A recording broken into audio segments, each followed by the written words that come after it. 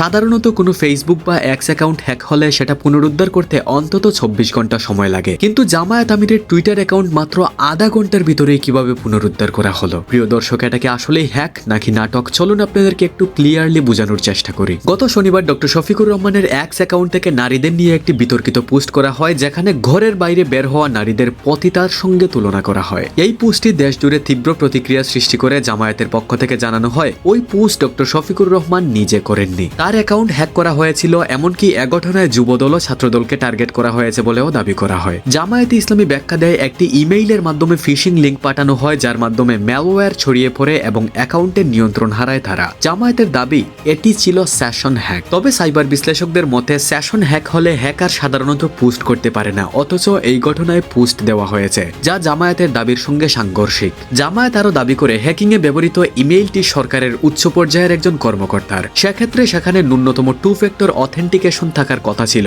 যা থাকলে বিষয়টি দ্রুত তাদের সোশ্যাল মিডিয়া টিমের নজরে আসার কথা, কিন্তু তা হয়নি। তাছাড়া আরও প্রশ্ন উঠেছে, সাধারণত ফেসবুক বা এক্স অ্যাকাউন্ট হ্যাক হলে তা পুনরুদ্ধার করতে অন্তত ২৪ ঘন্টা সময় লাগে, অথচ জামায়াত আমিরের অ্যাকাউন্ট মাত্র আধা ঘন্টার মধ্যেই ফেরত পাওয়া যায়। জামায়াতে ইসলামী দাবি করেছে সেশন হ্যাকিং এর কারণে এক্স কর্তৃপক্ষ কোনো পদক্ষেপ নেয়নি। তবে প্রযুক্তি বিশ্লেষকদের কাছে বিষয়টি বিস্ময়কর বলে মনে হচ্ছে, কারণ একজন শীর্ষ নেতার ভেরিফাইড অ্যাকাউন্ট সাধারণত প্ল্যাটফর্ম কর্তৃপক্ষের নজরদারিতে থাকে। প্রিয় দর্শক, মোরাল অফ দ্য স্টোরি এটাই, আধুনিক তথ্য প্রযুক্তি বিশ্লেষক যারা আছেন তাদের মতের সঙ্গে জামায়াতে ইসলামীর পেশ করা অভিযোগগুলা কোনোভাবেই ম্যাচ হচ্ছে না। এবার সিদ্ধান্ত আপনার, এটাকে আপনারা কি হ্যাকিং মনে করেন নাকি জামায়াতের চালাকি? আপনার মতামত অবশ্যই কমেন্টে জানাবেন।